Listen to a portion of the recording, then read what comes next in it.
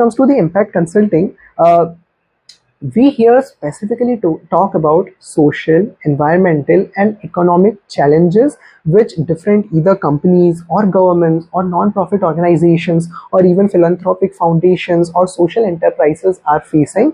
These companies, either they are doing their work on their own, or the subsidiaries or the government side of things, either they are doing their own work, or then they reach out to specific companies who are doing these work and then can assist them in driving or making that transformational change.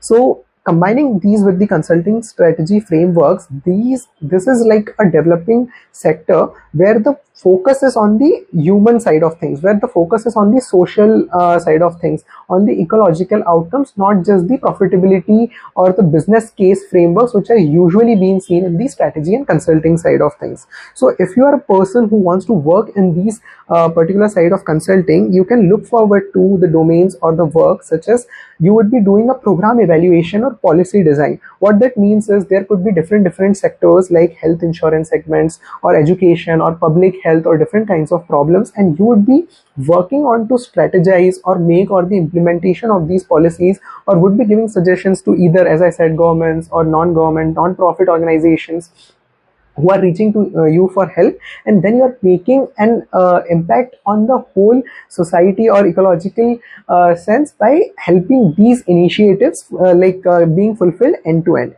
Then there comes in the capacity building and organizational strategy part, which is like helping NGOs or non-profit organizations. How can they deliver more impactful value? How can they do their organizational strategy work so that their management and work is more efficient, and they are not, let's say, losing out much on the management side of things. They are like able to utilize their money in the right places, so that the money is not basically going into the restructuring or their particular work, let's say. Then there also comes sustainability and climate action projects. So for these projects, guys, like consultants or the companies, they work directly with the government or corporations who are doing work related to climate change. Even now, like we see zero carbon or net zero carbon initiatives which are happening across companies. So for that, many a times after taking that initiative, those companies are maybe not able to track things well. Maybe they would need some external consultants or advisory when it comes to how to plan things better or how to reach that goal. That's where you as a company consultant or this segment consulting work and help them to achieve their goal or aim in the whatever set of years they have planned for. One real example which I have come up with today is, suppose the government of Rajasthan wants to launch a youth employment skill initiative.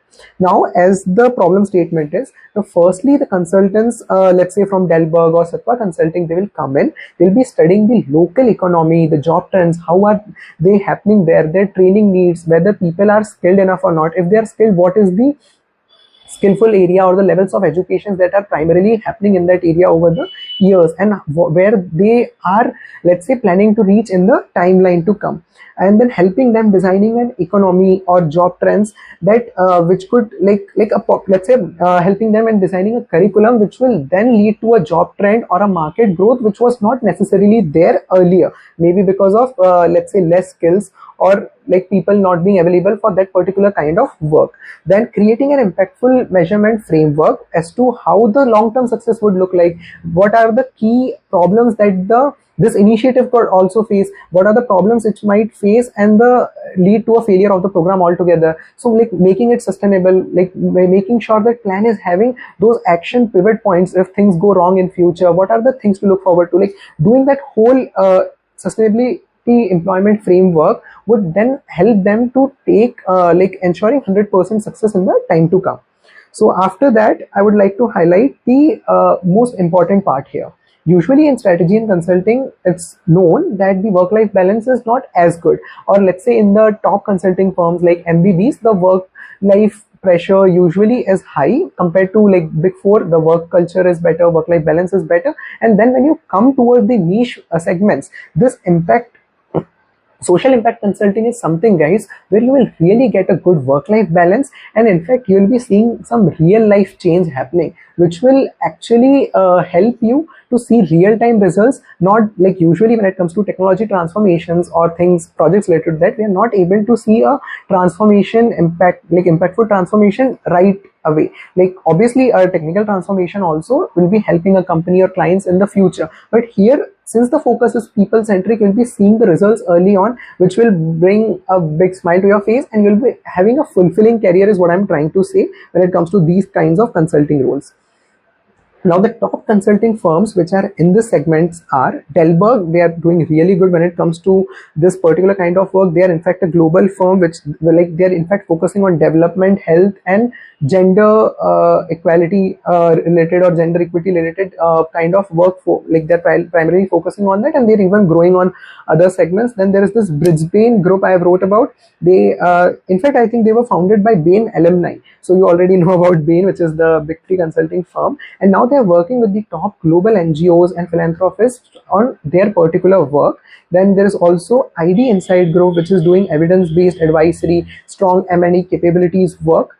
And I think there are even more like Satwa Consulting. Niti Aayog is something which I wanted to talk to you about, guys. If you if you don't know, in India also Niti Aayog is something which they have like made like an Atal innovation in the mission, that they are collaborating with the consultants who are doing this kind of work. And if you are a person who is actually from, let's say, a top B school, or a person who has a strong structured mindset and is having a consulting experience, because I think there is a minimum work experience required there, which you can search more on Google if needed, you can actually enter into Niti Aayog and drive this kind of impact work, and you will be doing and solving real-time problems within India. And if you are some person who wants to drive that change, if that is something which brings smile to your face, guys, this is the career path to look forward to, no questions asked.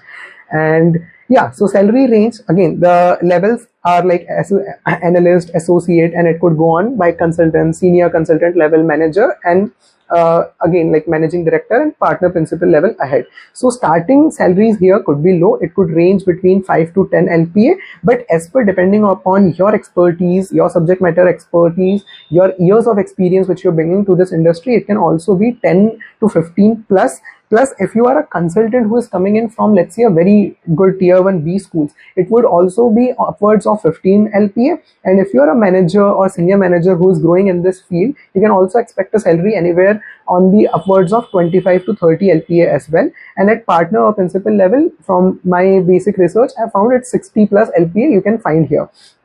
Like you can obviously notice that the salaries would not be as lucrative as the strategy and management consulting work which we have discussed in our previous videos. But however, here you are like focusing more on the social impact, and that in itself is a primary reward. And if you're a person who is doing this is not like something you should be looking from a salary perspective, but in fact it's a trade-off between a work-life balance and a problem solution kind of framework which you are actually interested on the people or social side of things. So that is something I wanted to highlight here, guys.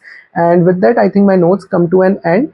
Again, if like how do you decide if you want to come here is something I wanted to highlight. If you are someone who is passionate about solving development related challenges, specifically let's say focusing on India, or if you are like someone who is focused on the economics or the social sciences kind of things, and on the public policy initiatives, how are they designed, how the strategy which goes into practice in the background, what are the key problems it faces, how the like purpose and balance looks like on the implementation of these policies. So for those real world changes is something you can be looking forward to, this kind of domain, guys. So with that, my video today comes to an end. Thanks for joining me. Hope I was able to add value to your life through this particular topic. If yes, please do like, comment, and share with your friends. Since I'm new to this YouTube journey, your sharing of my content, your feedback and comments matters to me a lot in order to create more impactful and career driven content for you guys. Also, let me know of the different kinds of videos which would you like to hear from me. Like I have 2.5 years plus of experience within Deloitte, and even my focus going forward would be to not only create videos on the consulting but also on MBA and beyond. So I would be focusing on that in the time to come. But until that time comes, hopefully I'll be seeing you in more such videos. Please take care.